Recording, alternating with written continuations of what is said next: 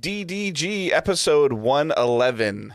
I don't know if to say 111 or 111. No, we're just going to go with the first one I said. My name is Dave Hunt, and I'm joined by Michael Swick. 111 sounds okay, Yeah. right? Or 111, Yeah. and then we got to just keep it going, and then next week 112, 113. That sounds like a lot of work. Like that'll be our thing. Yeah. That'll be our gimmick. Just annoying people with numbers. So I call it, when we get into the, I don't even know when it would happen, but back into can I call it 101? Like instead of 101. 201, 202, 203. Yeah. We'll All do right. that in 2 years. Yeah. We are Digital Days Gaming. We are a weekly podcast that post every Thursday on podcast services. If you're able to leave us a review, that's super helpful. If you can use words, that's even more helpful. And sharing the show helps tremendously as well. All of the show links are in the show notes, so you can join Discord, Facebook, Twitter, all of those. Patreon's there. You can check all that stuff out. And we live stream on Twitch, twitch.tv/Digital Days Gaming every Tuesday, sometime between 5 and 7 o'clock, just depending on our schedules, Eastern time as well. There we go again. We are a Twitch affiliate, so you can subscribe to us through Twitch that way if you choose, or you can link your Twitch account to your Amazon Prime account if you have it, and you get a free monthly sub. So a bunch of you guys have done that already, and that's super, super helpful. Or you can just do a paid sub, and that's even more helpful. But we make the same amount of money from each, so it's always helpful. So, all right, we are going to jump into the news, a little bit of a lighter news week as we are in December. We're like, 12 days from Christmas? Well, it's light in terms of non-Game Awards-based news, but we will have the Game Awards to talk about in some capacity. But the first story is PlayStation. I think they did this the day of the Game Awards, maybe the day after. The day after. The day after. They announced they acquired another studio. So PlayStation has acquired its sixth studio. I get fifth or sixth, depending on how you look at it, because one of the studios they acquired a studio. Right. So I'm just going to go with sixth. They have acquired Valkyrie Entertainment. This is a Seattle-based studio who's helped work on God of War Ragnarok, Halo Infinite, and a bunch of other games. I think there's like some older Forza games in there as well. Makes sense they're Seattle-based, that they would have a lot of Xbox work previously.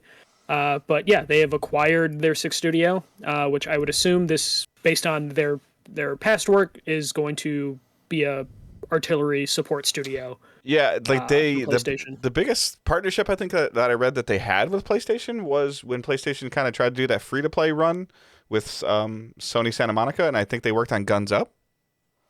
I believe so. Yeah, they actually worked on a ton of stuff. When they were doing those 2 or 3 or 4 free to play pushes, like kind of Drawn to Death was supposed to be in there, but that got pushed out and got delayed, and then made not a free to play game, but a plus game. And there was some other stuff in there as well.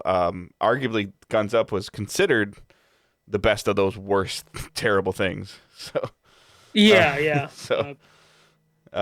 So that's interesting. Yeah, but to your point, like this could be a great, studio to help do some cleanup work, depending on what they did on like Halo and stuff like that. They could be, if they helped on some of the multiplayer, this could be, part of the talent acquisition that I've been talking about of, can PlayStation have a live service game? And then the studio might be able to help with that. And even if it doesn't come to that, like they helped make God of War, and then they're helping make God of War Ragnarok, so it just they could just gel really well with Santa Monica, who are working on Ragnarok and Something Cory else. Balrog's other game. So that makes sense to just partner with who and go from there. This is going to be like, so Nexus is their PC studio, and then Firesprite, I guess, will be making VR stuff most likely, because that's what their pedigree is. And then the studio Firesprite acquired was a support studio, but now they're just going to support Firesprite. So like this makes sense, because it sounds like when the Jason Schreier article stuff came out, it sounds like the Days Gone developers were kind of like being put on support. Right. And now Sony's decided to like, okay, well, we're not going to use Days Gone as a support studio. We're just going to buy 4 support studios. Yeah, and that seemed like that was a little bit of the issue with, was it Ready at Dawn? Is they made Days Gone was successful, and then they were getting put on support for Naughty Dog, and they were frustrated of like, why are we being put on support? Right. And now PlayStation's like, okay, make your own game. So it makes sense that they would then acquire a support studio because they originally sounded like they had plans to just make that studio a support studio. Right. So it sounds like this is just all the moving pieces, and then also, you know, the Nixies acquisition was like, let's just have a studio that does the PC ports. So everything makes a ton of sense in terms of like the money PlayStation has to play and the best way they can like support. It's kind of interesting like how the narrative has changed with both Microsoft and PlayStation over the last 3 or 4 years. Like 3 or 4 years ago, like Sony was producing game after game after game after game after game after game. And Microsoft was like, hey, we bought this studio, we're working on this. Hey, we bought this studio, they're working on this. Hey, we bought this studio, they're working on this. And everybody's like, stop talking about it, release games. And now Microsoft's releasing game after game after game after game, and Sony was buying studios. I still don't think Microsoft has hit that point, because like they got Halo out the door, they got Forza out the door, but there's still a ton of their studios. No, I just like like Microsoft is not talking acquisitions anymore. They're showing trailers and they're releasing games. Whether it's at a fast enough cadence yet, no. Is it coming in 2022? Hopefully. You know, but like the outlook of 2022 for Sony, outside of Horizon, and I guess if you want GT in there and God of War, is very thin. Coming off of a year of another thin, like I don't know if Sony can have back-to-back 3 quote unquote blockbuster games 2 years in a row of just 3 game releases. I mean, I would imagine because they're number one, they can. Mm-hmm. And luckily for them, Microsoft is also on the same cadence or the same like rhythm of like, we'll release 1 to 2 big ones a year.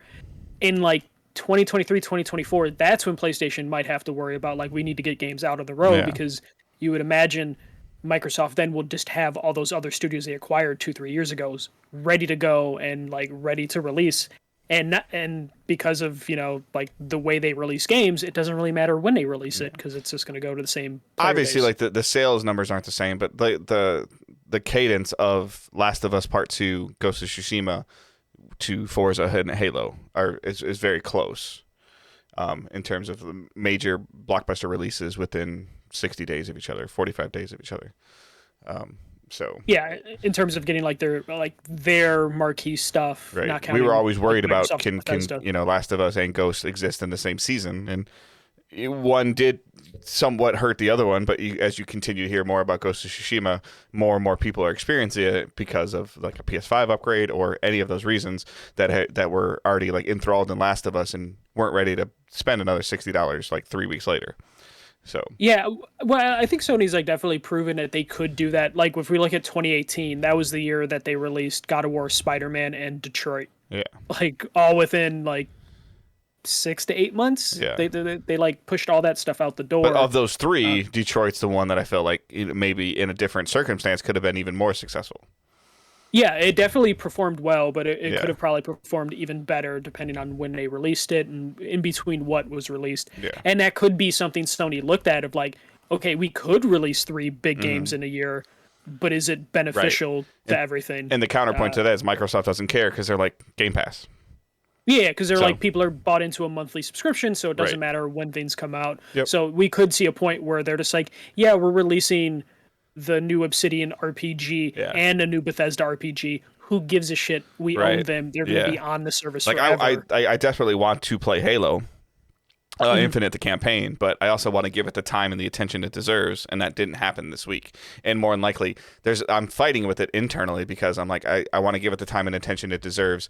That might be post-Christmas, but then I also know from a DDG standpoint that I need to play it before to be able to have a good conversation about the best games of 2021. So yeah, but we might play around with our schedule a little bit just to make sure our Game of the Year stuff's good. So we might have to break glass on a Patreon episode just to give us another week to do everything fairly. Especially I still have a stack of games that like I want to get through, but the Halo multiplayer is so good. Every time I'm going to play the single player campaign, I get an invite from a friend, or I'm just like, you know what, let me just do my dailies because it's just like, and then next thing you know, it's like 3 hours later.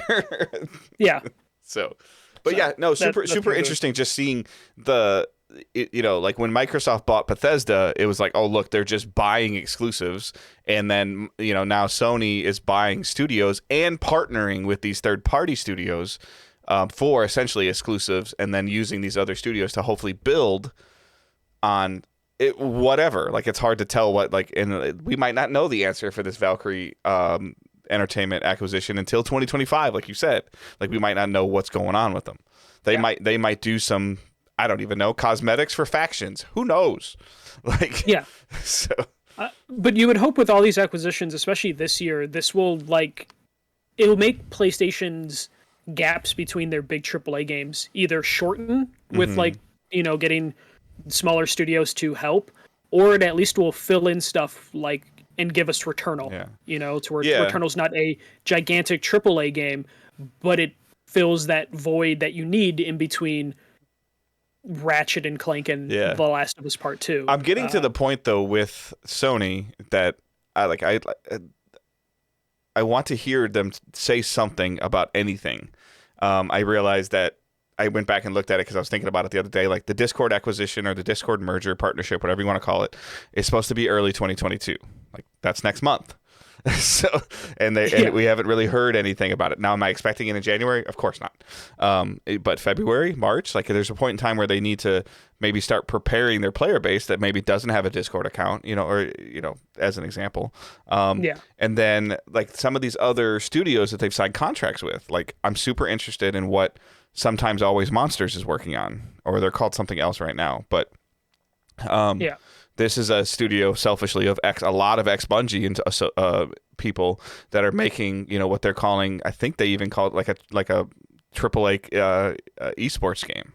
So something like that. Yeah, so I forgot what the marketing terms around that were. Yeah, so but then they have a deal with Sony now, but I mean, like we don't even know what this game's called, like with Haven, right? And it's been a couple of years, multiple years since these guys left Bungie, and then they were working on something, and then obviously they showed Sony something that Sony's like, yeah, we want in, and we want all in, and where is it?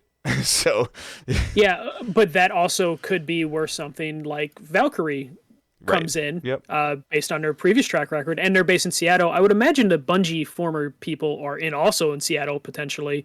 So it could definitely be one of those things where it's like, all right, we really want to get this game off the ground. Valkyrie, go for it. We trust you to help them, because at a certain point, I know it sounds bad in terms of because games take so long to work, but sometimes you just need to throw manpower at it, human beings at a thing, to get it on tracks and just get it out the door. Because once you get all the creative stuff, then it just comes into make this thing run, make the code run, and work from there. And then just before anybody starts giving me more and more crap or whatever, just to be fair, I'm tired. I'm getting to the point where I'm tired of seeing Hellblade 2 without some type of date or window. At least we saw actual gameplay this time, right? Which I helps. don't see it on your bullet points for the Game Awards, and maybe I'm just missing it as I'm skimming over it. It's at the bottom of So I was like another another trailer. Okay, well at least somebody's playing the game. That's helpful, but not even a 2022, right? You know what's funny? I don't think so. But the funny thing is, I was thinking about Hellblade. I loved the first Hellblade. But part of the thing that sold me on the first Hellblade was Ninja Theory being like, we can't afford to do big AAA games, so we want to do experimental triple I games, or whatever weird phrase they were using for that as well.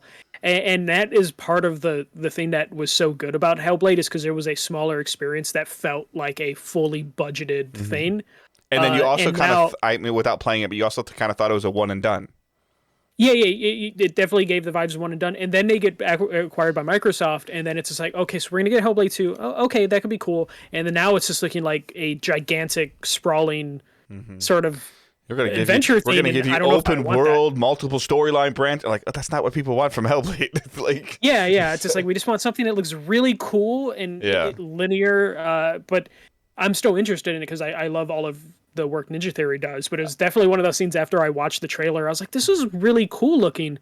I don't know if this is what I want from Hellblade. Yeah, is it who I don't know. I should have this in front of me, but who said over the weekend or at Game Awards that they're trying to make the most beautiful game? Or is it Alan Wake 2? Yeah. Remedy came out and said this will be the most beautiful game that you've ever seen or something. and they're going like full in on horror. I could be misquoting that, but they were spewing some crazy words, and I'm like, really?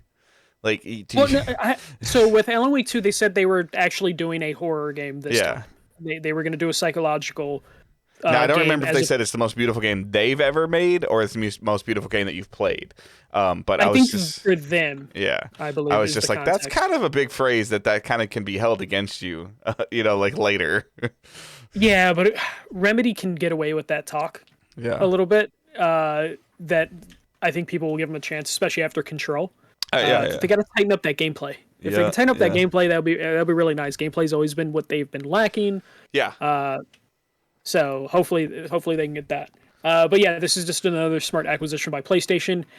I still believe a lot of the Business Insider people that have basically said that acquisitions aren't done for Microsoft or Sony because they still have a lot of money they want to spend before the end of the fiscal year. So I don't think anything major will probably come from either studio, but we might see more support studios get acquired, which I'm all for just because I don't want Naughty Dog to have to Yeah. wait 5 years to develop a game. So if we can get help for them, that would be nice. For sure. Because not everyone's Insomniac and can just pump out games at a high quality level. And just throw suits in the games whenever they want. Yeah. Just like, why? Like the new thing's gonna be out soon. Just put the Yeah, suits I'm in like, that one. I don't appreciate I it. don't want to go back. I don't want to go back and play Spider-Man, but I want to go back and check out that suit. So like, But like other studios should feel bad every Yeah. time Insomniac just randomly, like, yeah, we put some new suits in, it has like its own abilities or it does something, and you're just like, how do you do this? Like every time, just high quality content. they just look over adding at stuff. their butter like, did you get that guy's arm to move yet?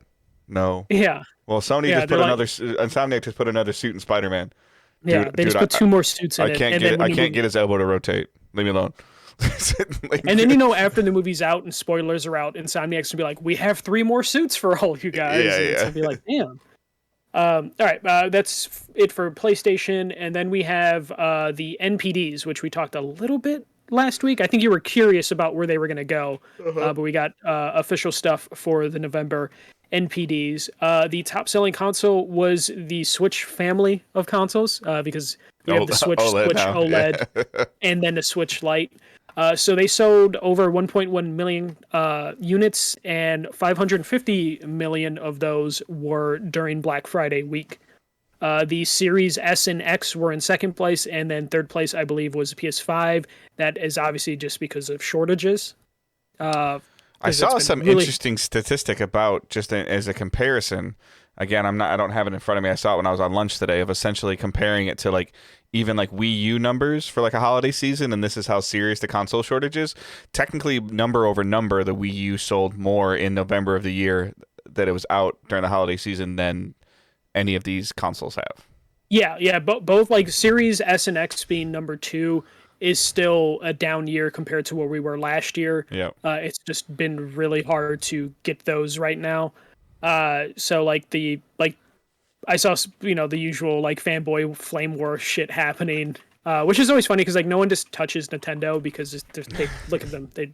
They have 3 consoles out right now and they're actually kind of easy to get to. OLED goes in and out, but Yeah. they have those lights ready to go. Like, But in every and the store. funny part is like it's one of those things where like the OLED, similar to like the S and the X conversation of like, other than the disk drive for the S and the X, like you don't really need an OLED. So if you get your hands, yeah. if you want a Switch, you can get a Switch. Like versus like if you want an X, you can't get an X. You could get an S, or if you want a PS5, you can't get a PS5. So Yeah, but it definitely seems like it has paid off for Microsoft to have like a cheaper buy-in to the next gen consoles. So I would imagine that the Series S, we don't have individual numbers for the S versus the X, but I would assume based on the reports we saw the previous S, month, yeah. it's the S because that is like actually really, not saying really easy to find, but it's easier It's to find. pretty than an X. regularly in stock on Amazon right now. I believe most stores are carrying S's in store, like they can get away with having an S in the store as opposed to an X or a PS5. And then, so I believe it's sales are down in general, hardware-wise, 38%, which is not normal for any console generation, but that is due to shortages. So the whole industry right now is not doing well hardware-wise for sales. But then let's talk a little bit about the individual game sales. I know we don't usually do these, but it's just funny though because we were talking about like Call of Duty not hitting, Battlefield not hitting, but number 1 and number 2 was Call of Duty and Battlefield 2042 respectively. Number 3 were the Pokemon games, Brilliant Diamond, Shining Pearl. Number 4 was Forza Horizon 5, which I just find hilarious because it's a Game Pass game, which is and this does not include Game Pass. So, but it Forza might Horizon it 5, might include that $40 bundle that's attached to Game Pass. it could potentially if they're sharing. It was listed on 2 different SKUs on Steam at one point in time. Yeah. So we have Forza there, and then Madden at 5, and then if you look through it, like Guardians is in there at number 7. The usual suspects of like the FIFAs, the NBAs, the Just Dances, Mario Kart in there. Shin Megami Tensei was number 16. Back 4 Blood's hanging around. It was 15. Just kind of a big drop since it was number 2 the previous month. And then we have Ghost of Tsushima at 20. It was so on sale. Ghost is doing really well. It was on sale too. So like $50 for that PS5 version. Yeah. The fascinating part, and I don't know if you don't have this in here, like they released a year-to-date number too, like a year-to-date chart, and Call of Duty, Battlefield, and Pokemon are all in the top 10 as of the end of November. I'll be super curious to see some Halo numbers at the end of December. With it, essentially, it's going. It should chart top 5 on NPD because there's really nothing else out in December. And that'll be really curious to see how that functions. But yeah, it's like everybody's the talk has been that Call of Duty and Battlefield is down, and just because it can also be down and still be number 1 because there's no hardware to buy. There's Well, the funny thing is with Battlefield was number 2, and the top 10 games of this year so far sales wise, it now is number 6. Yeah. Do you know what number 3 is, not including Game Pass? Or you're looking at it probably? I'm looking at it right now. So number 1 is Black Ops Cold War. Number 2 is Vanguard. Number 3 is Madden. Number 4 is MLB The Show. Yeah, 4. It was 4. Which is it was super originally interesting 3, because it's not Game Pass is not included in that stat. Yeah. Resident Evil is number 5.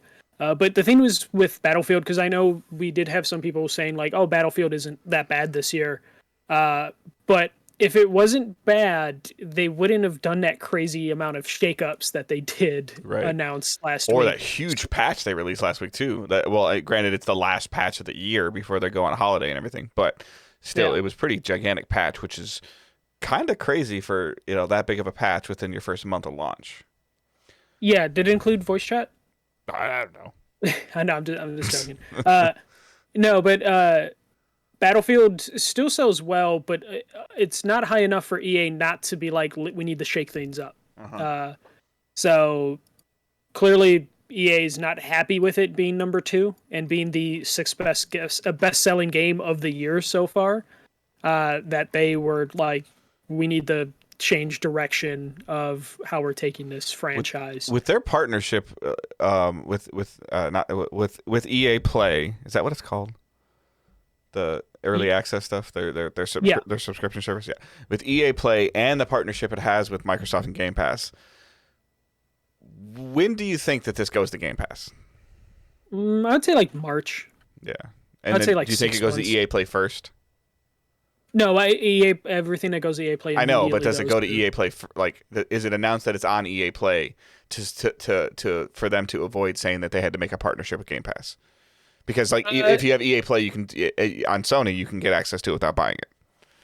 Well, I mean, usually what happens based on how EA's previously done this is just EA will just say it's out on EA Play, and then Xbox follows up with like their own announcement that hey, by the way, this is hitting EA Play and you get access to it because you have Game Pass. Right.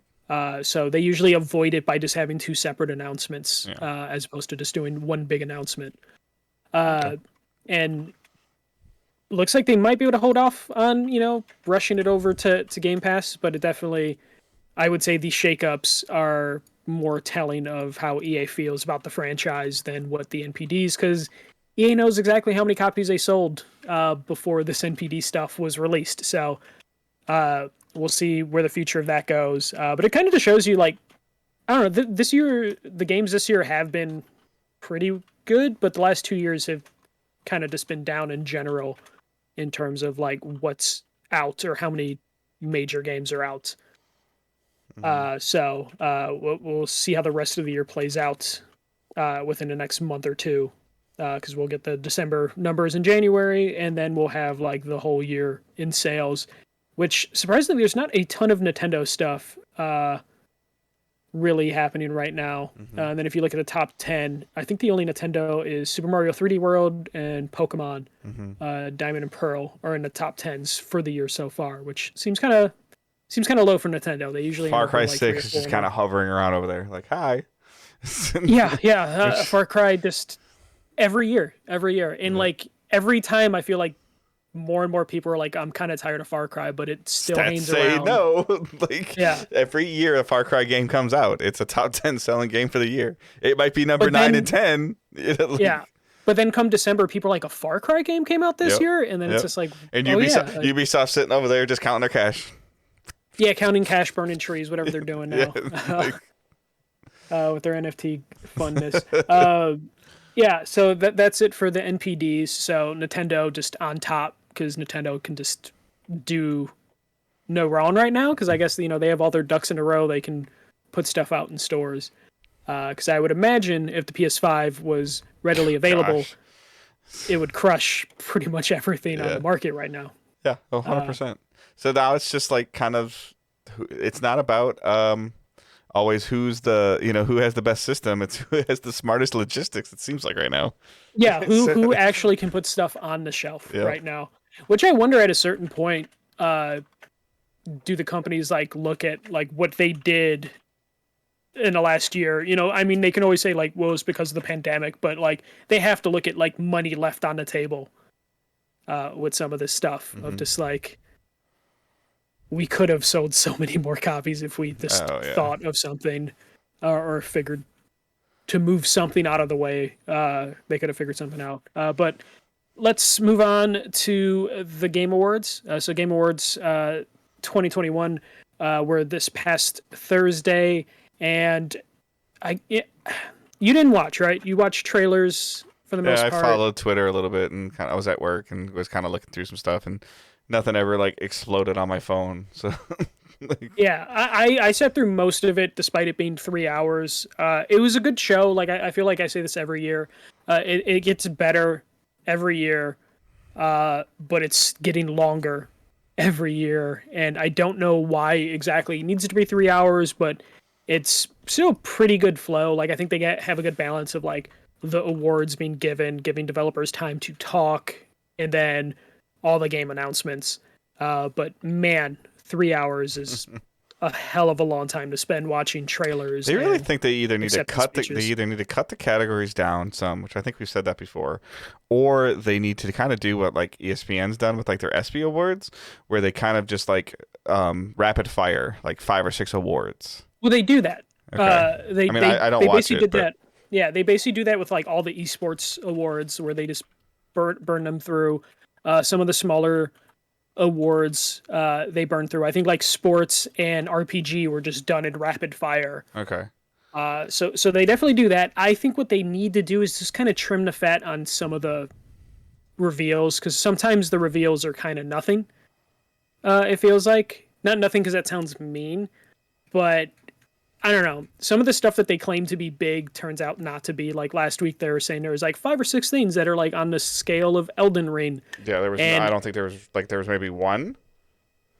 Maybe, but even I could see like 3 on here, but some of them didn't show enough to justify being on that scale. Right. The question is it a disrespect to Elden Ring or too much respect to these games?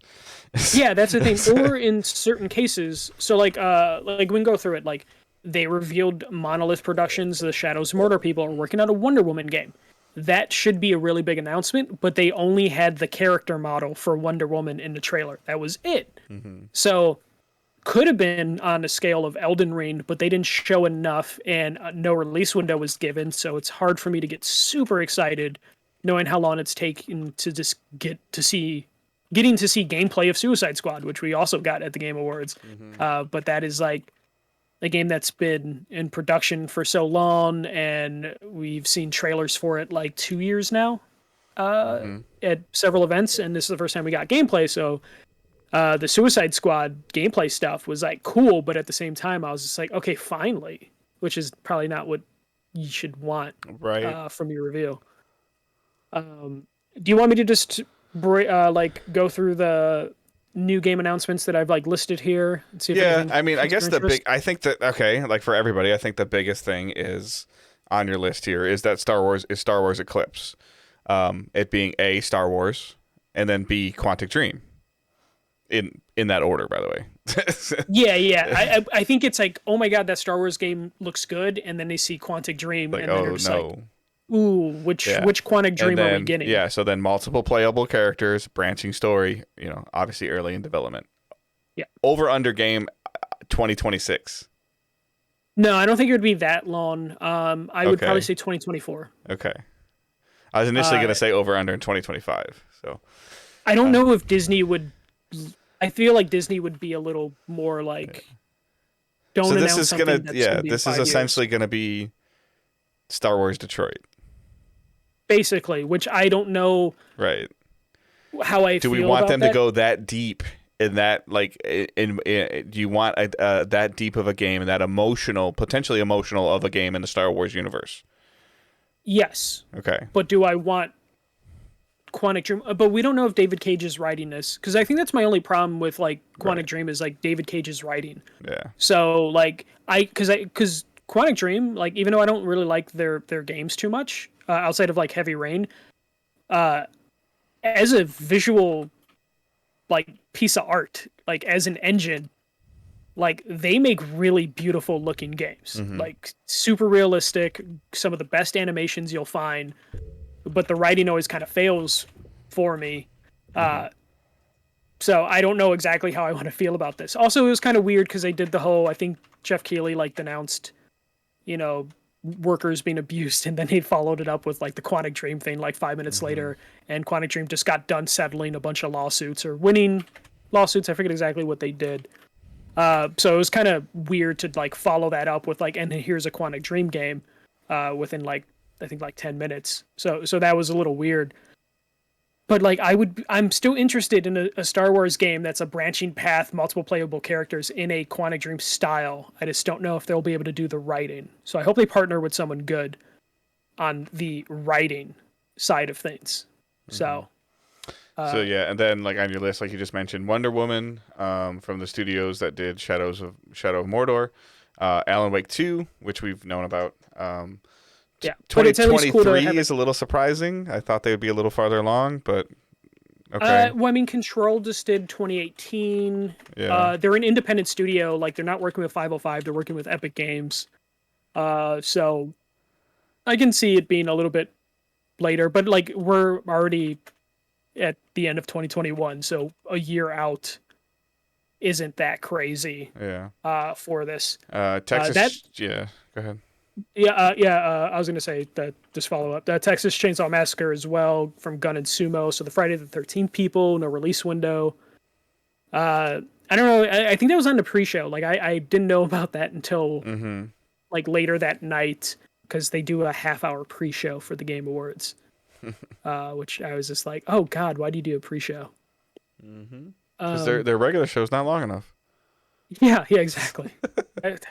They do have a pre-show for an award. I guess they do red carpet stuff for other awards shows, but yeah. Sonic Frontiers. So this is like an open world-ish thing coming late 2022. That looked pretty cool. I'm not like the biggest Sonic fan.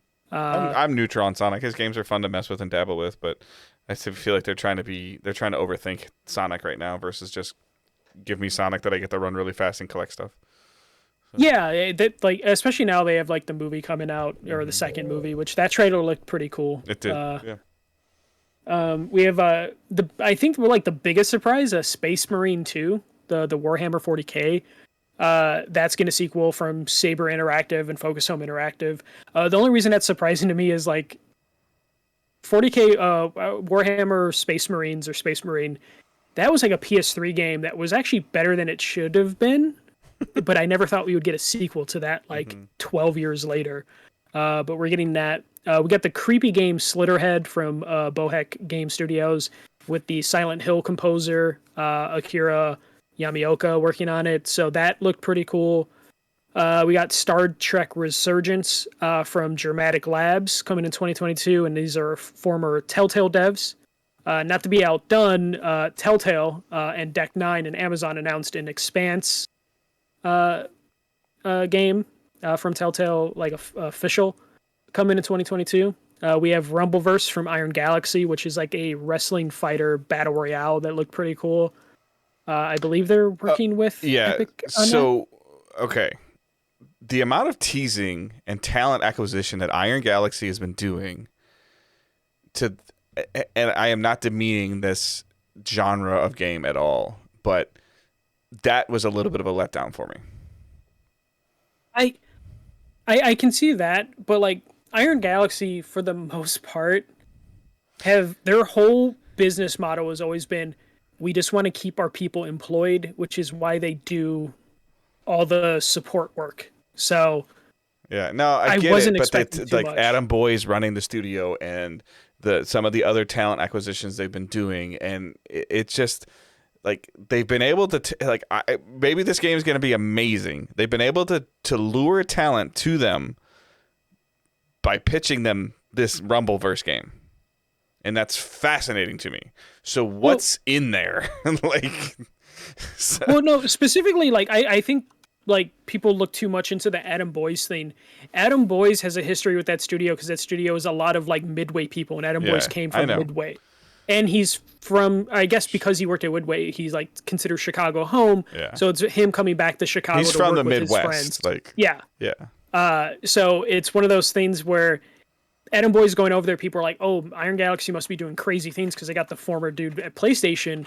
And in reality, Adam Boyes just wanted to work with his friends. Yeah, and get out of California. Yeah.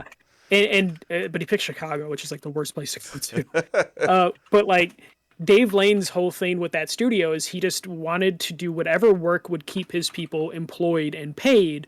And that's basically how Iron Galaxy's been able to like live for as long as they have since like 2010 or something, is by just working on other people's games to help them or making ports. So basically Adam Boyes came over to just like probably bring them more connections so they can work on more studios or work with more studios. Because even then, like that Extinction game wasn't too great. I think you reviewed that back in the day.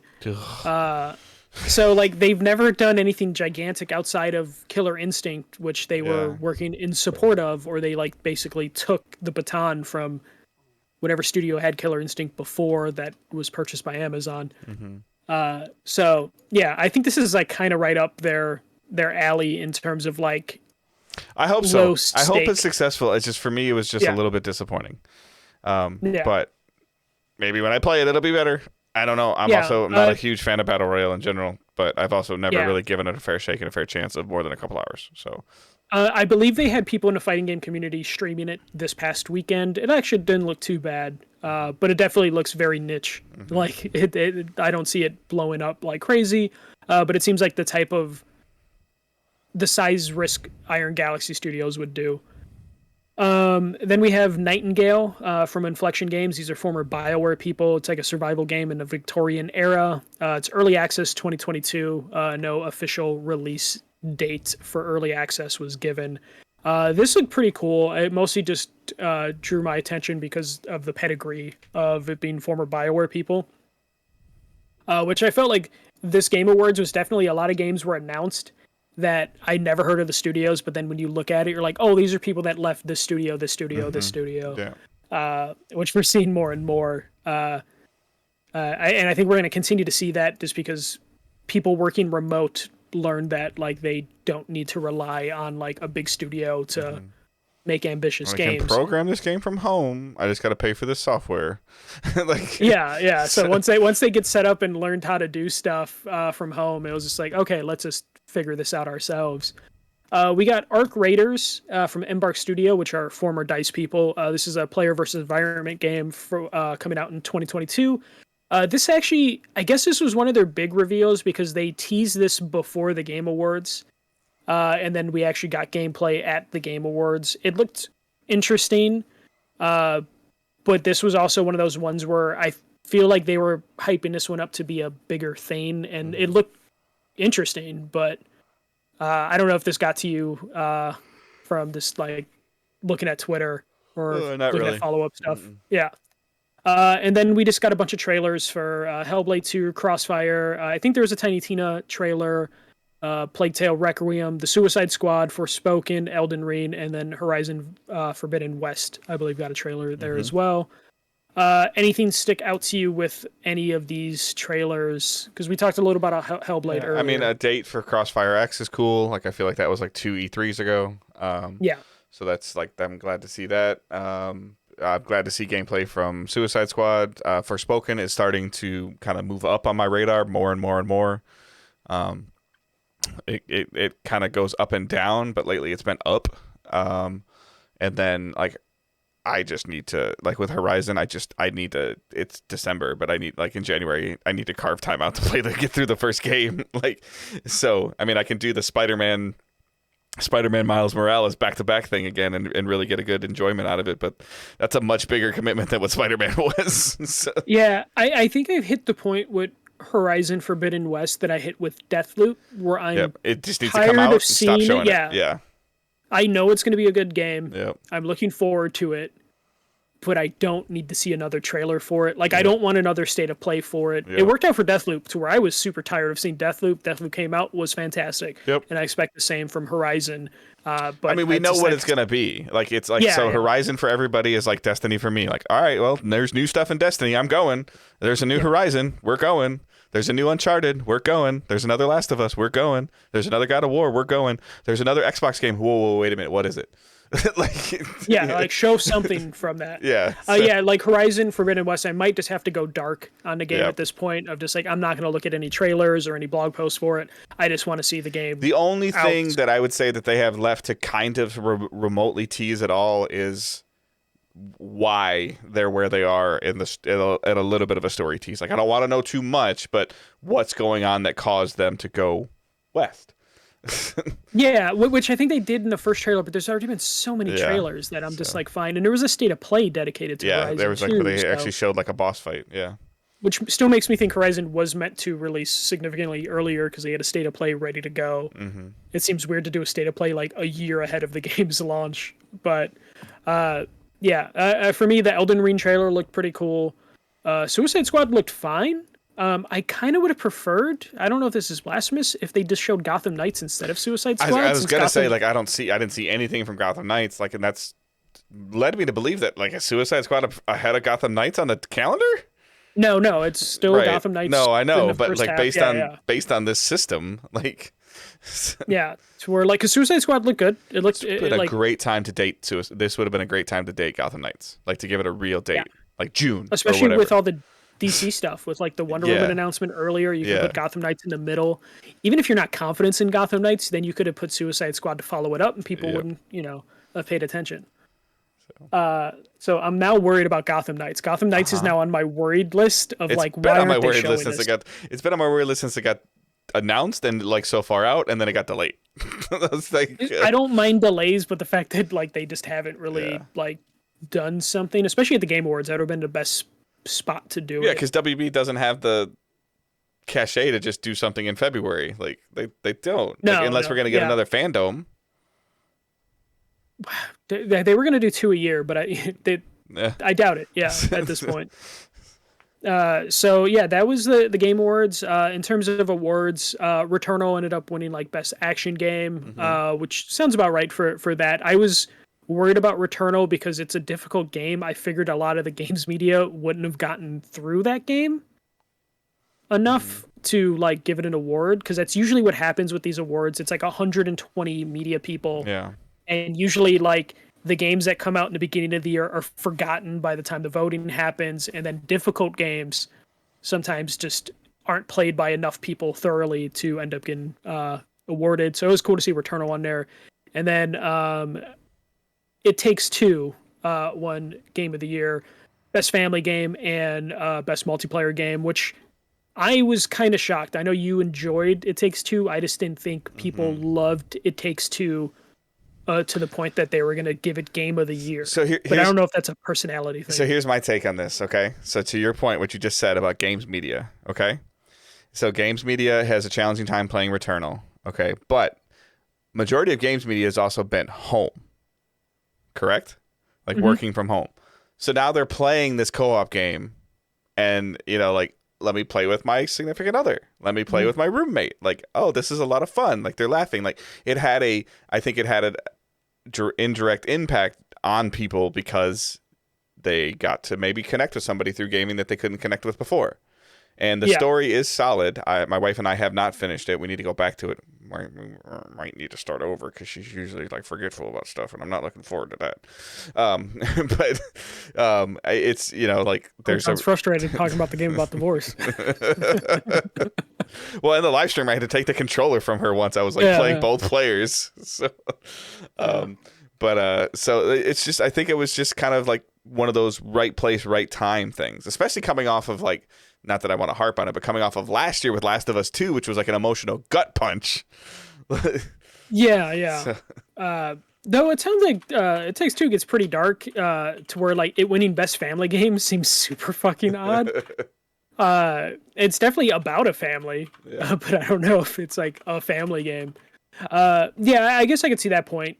People just like the game resonating with them enough, especially because most probably did end up playing that with like a spouse, as opposed to if we were in offices, people at video game offices would have just been playing with like a friend. Yeah, well, I think like two avid gamers speed through this game, but somebody in the situation like with me and Angela, okay, like, all right, aim, okay, throw, no, do it again, all right, aim, like hold it, throw, you know, like. So. Yeah, so I kind of see that. I was so surprised that it ended up winning Game of the Year overall. But I think they also really like the idea of giving Joe Ferris the mic at the end of the night for his speech.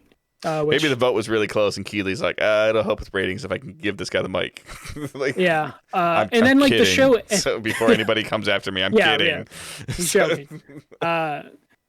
But I think that's also why they didn't let him do a speech, because he had won earlier, and then they made a comment of, because they didn't have him accept the speech, they just had him sit down. They did him during the rapid fire. Yeah. So I definitely feel like they knew he was going to win, because obviously they know at that point. Yeah. So they're like, okay, we're going to rapid fire. Twice.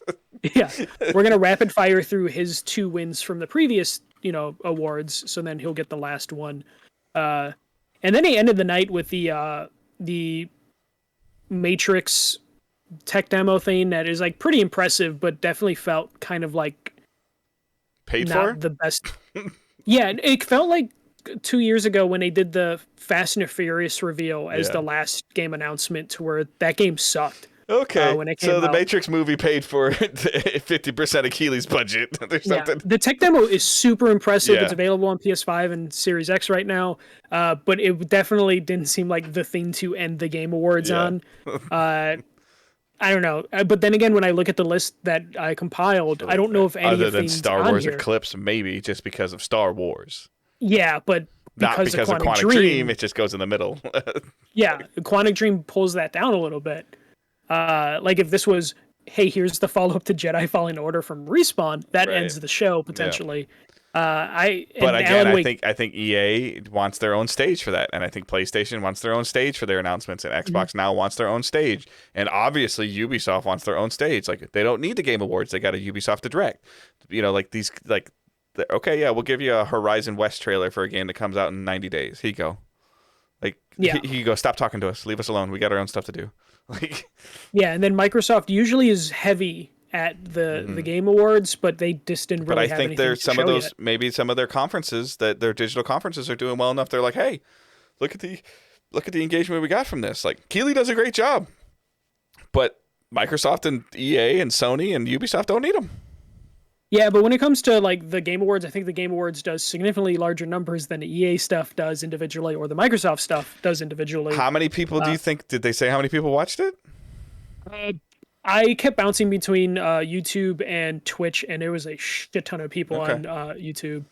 I could look that up, but yeah. No, it's not. It's not. I mean, it's the only show in town this month. So yeah. like, Either way, like based on all the platforms it's available on, I would probably say the Game Awards probably does better than an EA Play at least. Maybe not as good as a PlayStation press conference, but probably as good as an Xbox conference. But I also feel like it gets to the point where some of these developers just want to control their own messaging.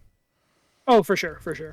Yeah. Because then they can put a developer out to talk about it. But that was the Game Awards. That was the news that I have right now. Doesn't appear that anything's been delayed in December, so we're okay. As far as I know. So, could have missed it. What we're planning and watching. So I'll do it like a little bit backwards. So watching the other day, like just recovering from work, I watched a movie on Disney Plus called $1 Million Arm. It's a baseball movie. No, I don't recall any marquee actors or actresses in it, even though most of you guys know I'm terrible with names. But it's a baseball movie, like I said, about an agent that is trying to get his next big client, and he actually goes to India to try to convert cricket players into baseball pitchers. A little bit of a feel-good story kind of thing. It was enjoyable. I liked it. If you like baseball, you'll like this. If you like, somewhat a little bit of a feel-good movie with a sports background to it, you'll like it. It's not heavy baseball, but character development was solid. So then I have a Xbox Series X story escapade. So as all of you know, I've been trying to get an X because logically in my mind it's the smartest upgrade thing to do to get a disk drive so that I can buy some more physical media or even use my GameFly subscription to have better conversations with DDG. So the Series X has been on my mind. So it showed up as a GameStop bundle last week. Oof. For $777. And it was the Xbox, 3 months of Game Pass Ultimate, a $50 gift card from Best Buy, Far Cry 6, Call of Duty Vanguard, and NBA 2K22. I didn't think I'd get it, and I got it. And then I started looking at it, and I'm like, I don't like this bundle. This is a ripoff. Yeah. Did you say was it with an Elite controller or no? No. Okay, so it's not the Elite controller bundle. Right. Yeah. That would have been. That was a GameFly one that I saw, and that was like $1,000. And that one actually looked a little bit better because it was like the series. I couldn't get that one, but it was like the Series X, the Xbox headphones, the Elite controller, Forza, Halo, and like a year of GameFly. Yeah. I was like, all right, adding those equations up, the value is in the GameFly subscription. But, anyway. So I was like, all right, like I really wanted an X. This is the first time I've gotten my hands on one. So I was like, I can probably sell my S. And I can sell the digital codes for 2K and for Far Cry and for, Vanguard. I own Vanguard and Far Cry on PlayStation. I don't need them. I don't really care about 2K. And so I started exploring options of selling it. And I started looking at the current prices and the sales of stuff. And I'm like, this is not good. So bad time to try and sell a digital code with everything on sale right now. So needless to say, the Xbox bundle is going back. Mm-hmm. And then the next, like a couple days later, I was able to secure an X via All Access through Walmart. Nice. Like super easy, actually. So to the point of where the stress of buying the bundle was making it though I needed to flip the S faster just to feel better. Yeah. To now, like the S just might go with Jonathan back down to his dorm because two accounts can access Game Pass at the same time, and he can play other stuff and have another system where I'm not as stressed to sell the S because I was already paying for Ultimate $15 a month. So I'm essentially paying $20 extra a month to have an X in my house, and I'm totally content with that. So that should be here later this week, like at the end, like early next week. So that was a little bit of a roller coaster ride because then at first GameStop's like, well, you can't return downloadable content, and I'm like, your screen physically says this bundle is returnable as long as you return all components of the bundle. And I have to ship it back, which terrifies me. They will not let me return it to the store because I actually thought about being that guy at the store and returning the bundle and getting all my $777 back and be like, okay, I want to buy the Xbox.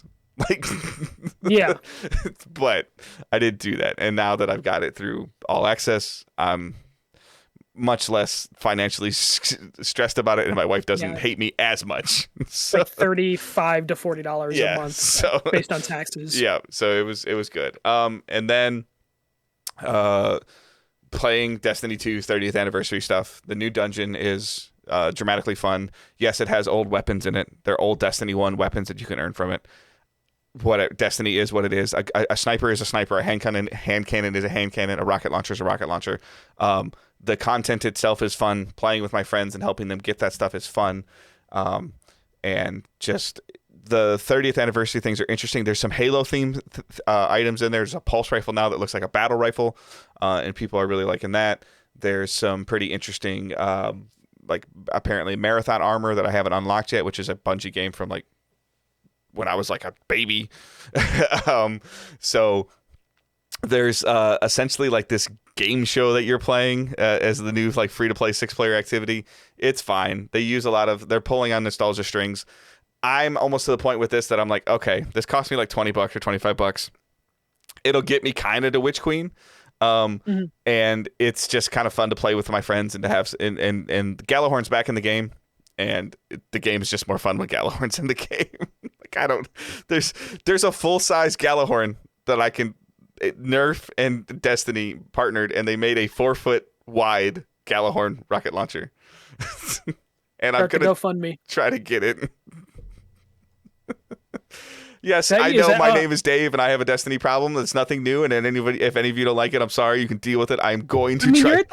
You're at the point that you can just call it your midlife crisis. Yeah. I mean, it means you can't buy like a cool car in like 3 years, but like you can at least have a Galahad or Gjallarhorn. Yeah. I'm just concerned because like Owen's gonna want to play it, but this thing supposedly play with it. This thing supposedly you can breach load it like a real rocket launcher in Destiny, real air quote, and it'll shoot like 3 darts at the same time, like as a projectile. And the Gjallarhorn in Destiny has a rocket that shoots out, and then projectiles like swarm around what you hit. So like, this thing is huge. They already sold a previous, like, I don't have it. I wish I did. A previous Gjallarhorn when it came out for Destiny in Destiny 1, but it is what it is. Like, I love playing Destiny. It's like my favorite television show to watch or my favorite t-shirt. I'm going to keep playing it. I just need to, I go through, high waves and low waves, and I have a hard time right now with work is how it is, focusing on anything else differently. So it's an ugly color though. It is.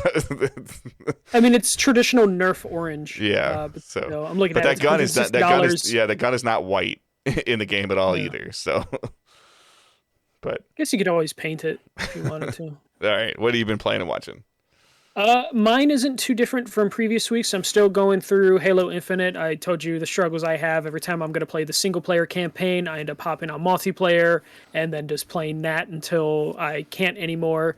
And then still enjoying the hell out of Halo. Really do want to try the single player campaign. Same reasons Dave stated, as well as just I want to be able to talk about it during like Game of the Year stuff. And then Life is Strange True Colors, still going through that, and like towards the end of the second episode. Still enjoying like some of the character stuff, but I'm not really attached to anything like I was with the original Life is Strange game. So just been playing through that. I kind of already dropped the Hot Wheels Unleashed because I still have Forza, so it's like, if I'm going to play the race game, I'll play Forza. And then I still have my stacks of other games that I'm going through. I finally was able to... Yeah, Judgment. Sorry. I was finally... it's funny, I've been looking at Judgment because I have it on PS4, and it's on sale right now for PS5 for $20, and then Judgment 2 is on sale for $30. So I keep looking at them like, do I just pull the trigger? Because I don't want to like trade in my PS4 Judgment, because technically it's the... pre-patched the OG, yeah. It has the regular actor in it or whatever. Yeah, I think ideally it would. So I'm like, maybe I don't want to get rid of that. I was able to use my PS5 for the first time in like 2 weeks, and I was able to play Guardians of the Galaxy a little bit more.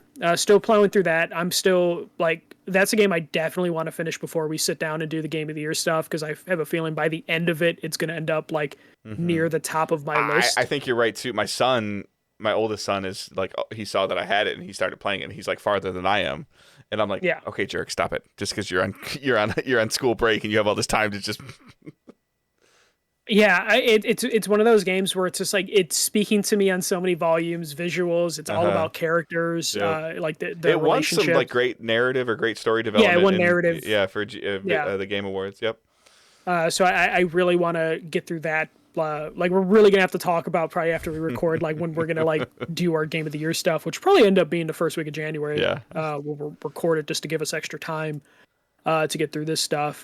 Because Well, I and still think have it a sucks for stack us of too. stuff. Like this short staff holiday season is starting to physically drain on me. Like I said, like it's just easy to pick up Destiny and not think, versus like I really want to play Guardians and I start playing, I'm like my head hurts, like I'm tired. Oh yeah, like especially right now. Like what I've basically been doing is, I get home from work, like have dinner. Performance in Halo doesn't matter. Like, well, yeah, and it's basically what I've been doing since I've been on my PC. I've been having one monitor is watching The Sopranos because I'm rewatching The Sopranos. I'm on season 3, and the other monitor will be my Series X playing Halo. So I'll just watch Sopranos and play Halo. Yep.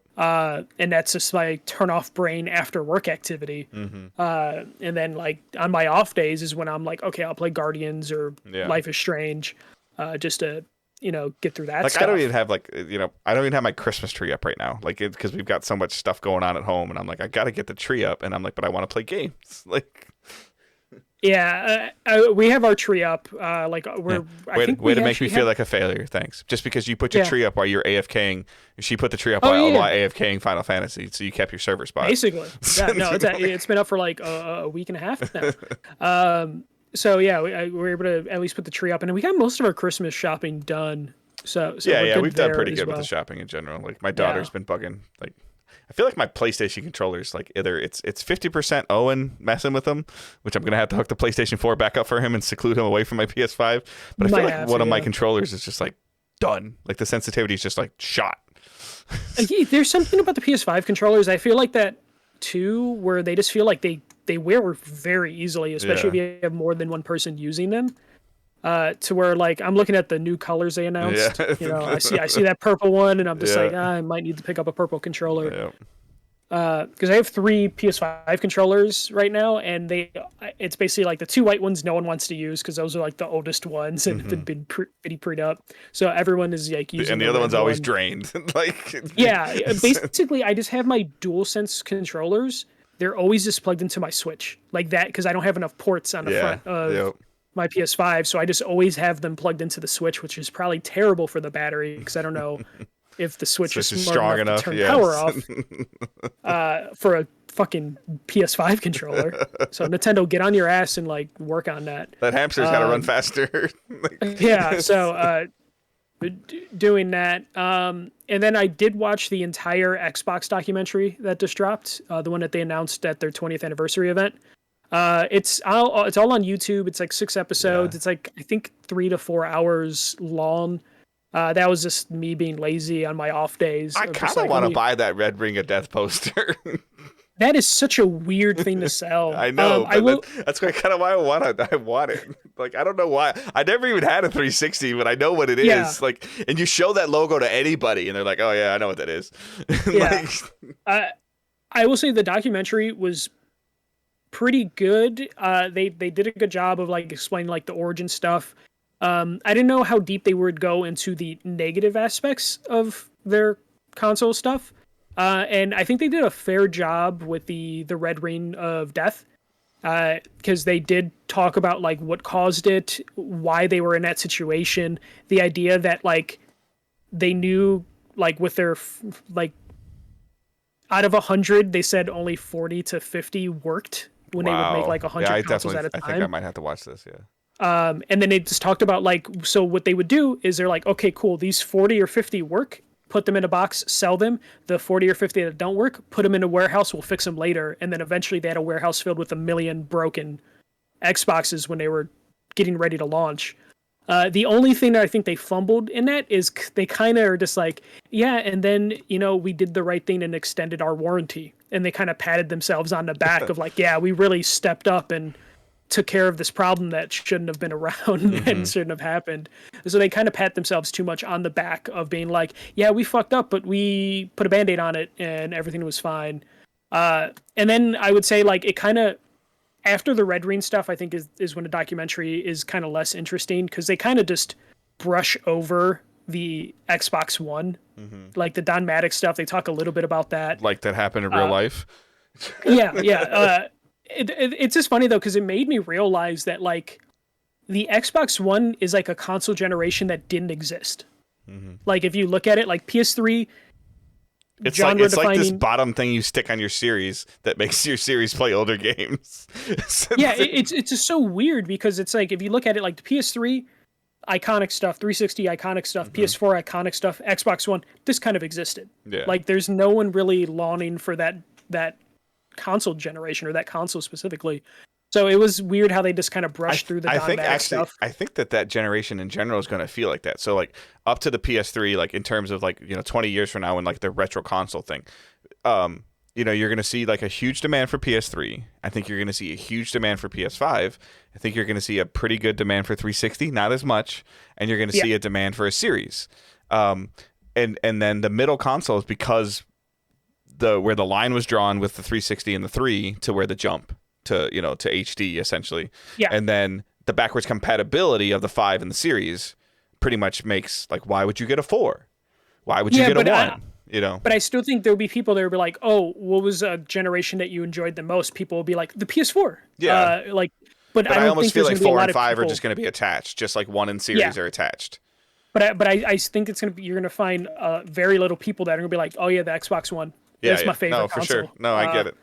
And that the documentary made it feel like that, because then the documentary just turns into like, we bought all these companies and Game Pass is great, and then it kind of just turned into an ad that last episode, which I was just like, oh, you guys are doing so well, and then it just turned into a Game Pass ad. So I was just like, you didn't need to do that. But it was interesting because they did bring Don Maddox in to talk about like his failures as a CEO. Very briefly, Jack Tretton popped up quite a few times in there to talk about the PlayStation side of things. So they actually reached out and got a decent amount of people to like come back and interview for that stuff, and getting people from the PlayStation side to interview was like really well done. So I highly recommend checking it out. I don't know if you need to sit through all 6 episodes. You probably just need to get through the first 5 to get the Red Ring of Death stuff, but that last episode, totally skippable. Yeah, definitely. But that would be it for me. I'm hoping to finish True Colors this week, hoping to start I'm just looking at my stack of games, Resident Evil Village this week or something. Yeah. So hoping to just finish some games and start some. Yeah, I have Thursday off this week, and then I'm not off again until Christmas Eve. So your break glass in case of emergency on Patreon episode sounds really good right now. Yeah, we might have to do that. We'll see. All right, so questions and comments using hashtag AskDigitalDays. Josh Crease, do you think we will see day one releases on the rumored PlayStation subscription service? Will these subscription services like Game Pass completely replace how we traditionally buy games, just as Netflix has made buying DVDs rare? Go ahead, Michael. Yeah, so for specifically with PlayStation and their new service we talked about, I honestly don't think we'll see that within the first 2 or 3 years. I think we will see that eventually, but I don't think Sony's... I think there's a difference in my mind, not to cut you off, but in my mind there's a difference between day one Sony releases and day one releases. Like, I think we could see Outriders-like content on the subscription service if it's real.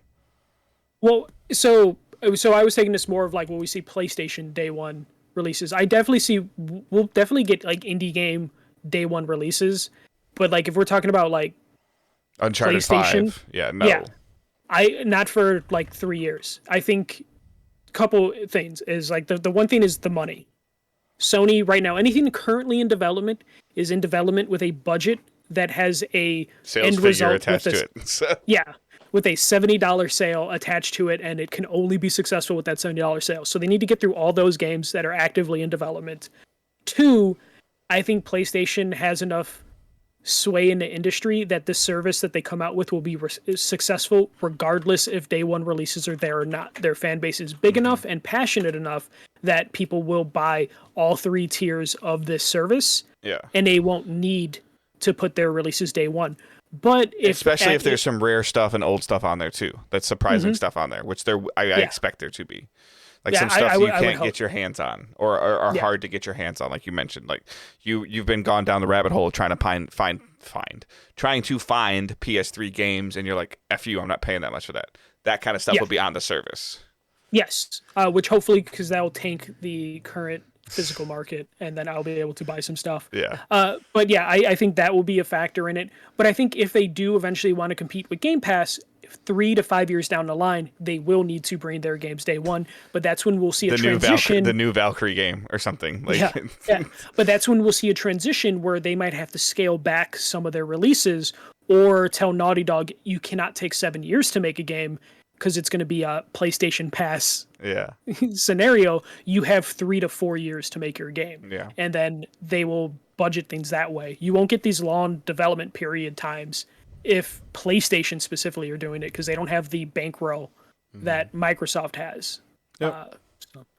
I concur and agree, but I do think that you would see Outriders like content on the service within the first 90 days of launch. Yeah, I would say probably within the first year you'll start seeing a significant amount of like day one releases, especially when it comes to like indie games. Yeah, they do have to like put enough carrot on a stick to dangle you to subscribe into the service, possibly other than like older games, because there are multiple different consumers that they have to appeal to. Yeah. How do you think they roll out content for that, in terms of like, they can't just release their whole back catalog day one? You think they're going to go to the Nintendo route where it's like, here's like some games, we'll release other games later? I think that you might get monthly updates like we are kind of now, of like, here's 5 more games that we're adding from our back catalog, like just to keep the player base engaged and signing in, and like you've always talked about, getting that all important data, and then 2 to appeal to new customers, like, oh, those first 5 games I don't care, oh, those next 5 games I don't care, okay, those ones I care, I'm buying. I think it would be, I don't know if it's a dozen games every month or something, like, I don't know. I'm just wondering if they start small like the Nintendo stuff does, where it's like, oh, here's 10. I don't think you can start that small. Games. I think there needs to be, like, as an example, if this is, anywhere from a $12 to $15 a month service, I think it has to come with some heavy hitters right off the bat, and then teases for better stuff. Yeah. I think the only way they get away with starting small is if they add like trophy support to some of the older games. They would have to do something even additional. Then it still has to be like 20 games, right? Like 30 games at the I would imagine, yeah. But like, I would imagine the smaller that number gets, the more bells and whistles they have to throw on that small amount of games, in terms of like, oh, the resolution's going to be fine. And it has to be downloadable stuff. It has to be.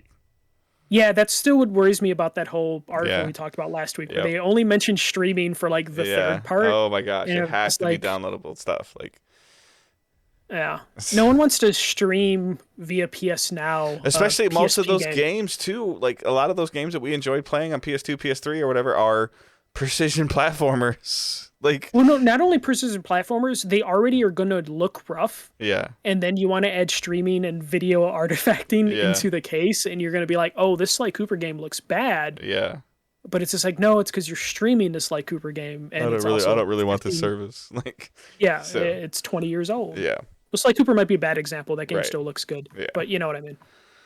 All right. Well, like, to your point, what was it that Crash Bandicoot, like, remastered game? People were still finding, like, where they kind of like just made the current code like shinier and run better and look better, but people were like, look, I can still do this. Like, I did this 25 years ago. I can still do it. Yeah. And it's like, what the? So yeah. All right. So that's our show for this week. Thank you guys so much for listening. The social stuff you can follow us on. Our main account on Twitter is @DigitalDaysPod. Michael's account is @TheFirstMJC. Mine is @GoodDaveHunt. Facebook group, Discord server, Patreon is all linked in the show notes. I'm not going to dwell on it too much. It's the holidays. Spend time with your family. You might be using us to get away from your family for a little bit. Go back to them. Say hi to them. Be nice to them. You don't have to. You don't have to do anything you don't want to do. If you are somebody that is not fortunate enough to spend the holidays with somebody and you want to do something, please reach out through Discord, through Twitter, through Facebook, whatever.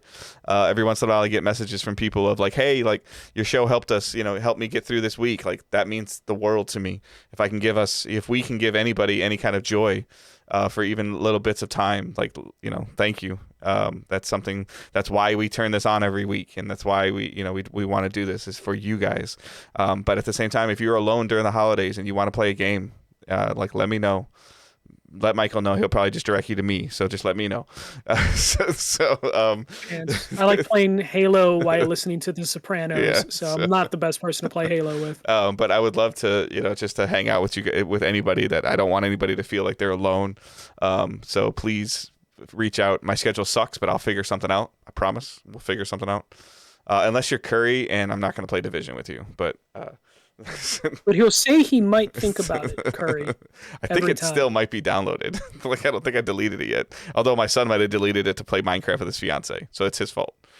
It's like 20 megabytes. If he did it, he just did it out of spite because he doesn't like Curry. I don't know what you did to Jonathan, but he's not a fan, I guess. All right. Deleted a whole game for 26 megabytes. All right, so that's our show, guys. I hope everyone has a great week, and we will talk to you later. Keep moving forward. Don't be a dick. Apologies to Curry about Judgment.